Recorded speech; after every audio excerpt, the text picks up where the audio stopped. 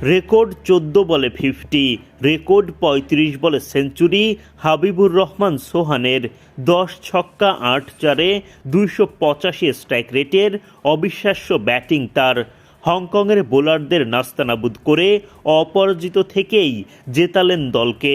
ওদিকে আকবর আলী একে একে টানা ৫টি ছক্কা হাঁকালেন এক ওভারেই। ১৩ বলে ৩১৫ স্ট্রাইক রেটে আকবরের অপরাজিত ৪১ রান।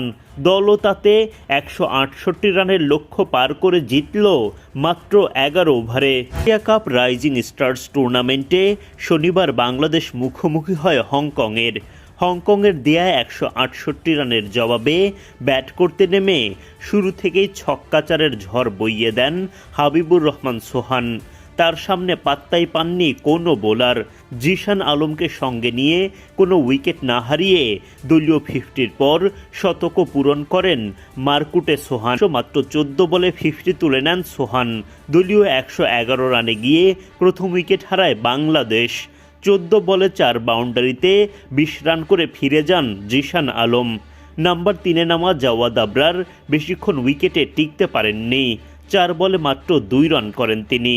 যদিও সোহানের মারকুটে ব্যাটিংয়ের সুবাদে পরপর ২ উইকেট হারানোর নেতিবাচক প্রভাব দলের ওপর সেভাবে পড়েনি। দাপুটে ব্যাটিং অব্যাহত রেখে মাত্র ৩৫ বলেই সেঞ্চুরি তুলে নেন সোহান। এমন সেঞ্চুরিতে উল্লাসে ফেটে পড়েন এই ব্যাটার।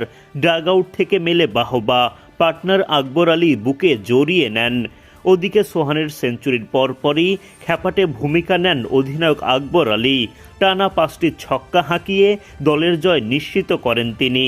১৬৮ রানের লক্ষ্য বাংলাদেশ টপকে যায় মাত্র ১১ ওভারেই। এর আগে ব্যাট করতে নেমে ২০ ওভারে ৮ উইকেট হারিয়ে ১৬৭ রান সংগ্রহ করে হংকং।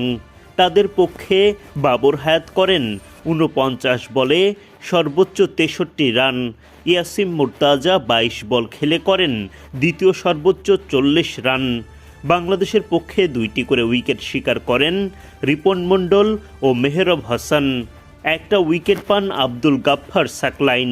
বাকি 3টি উইকেট আসে রান আউট থেকে।